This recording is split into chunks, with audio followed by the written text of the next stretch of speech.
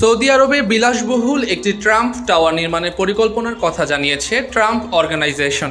নতুন টাওয়ারটি জেদ্দায় নির্মিত হবে এবং সৌদি আরবের মেগা ডেভেলপার দার আল আরকানের আন্তর্জাতিক শাখা দার গ্লোবালের সঙ্গে মিলে এটি নির্মাণ করা হবে। মার্কিন সংবাদ মাধ্যম CNN সম্প্রতি এক প্রতিবেদনে জানিয়েছে, পুরো কাজ শেষ হলে জেদ্দার এই টাওয়ারটি সৌদি আরবে ট্রাম্প অর্গানাইজেশনের প্রথম বড় প্রকল্প হবে।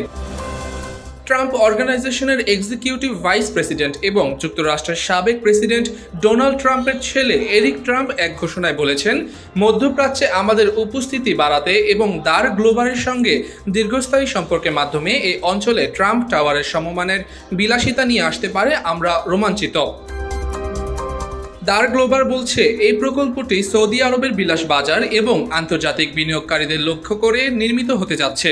ওমানে $500 million Trump international hotel complex নির্মাণের ঘোষণার কয়েকদিনের মধ্যেই সৌদি আরবের নতুন প্রকল্পটির পরিকল্পনা প্রকাশ করল ট্রাম্প অর্গানাইজেশন এবং দার গ্লোবাল।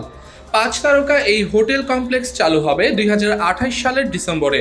এতে একটি নাইট ক্লাব, গলফ কোর্স এবং মেম্বার অনলি ক্লাব অন্তর্ভুক্ত থাকবে।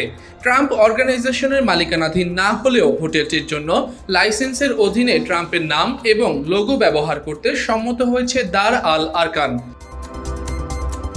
তবে CNN বলছে, সাবেক প্রেসিডেন্ট ডোনাল্ড ট্রাম্প ক্ষমতায় ফিরলে মধ্যপ্রাচ্যে ট্রাম্প অর্গানাইজেশনের এসব নতুন প্রকল্প ভূ রাজনৈতিক স্বার্থের সংঘাত নিয়ে উদ্বেগ বাড়াতে পারে।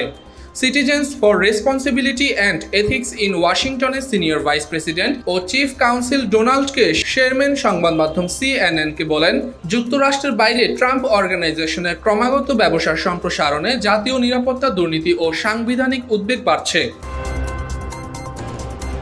CREW এর 2023 সালের এক বিশ্লেষণে দেখা গেছে, ট্রাম্প প্রেসিডেন্ট থাকার সময় মধ্যপ্রাচ্যের দেশগুলো থেকে কমপক্ষে $9.6 মিলিয়ন আয় করেছেন।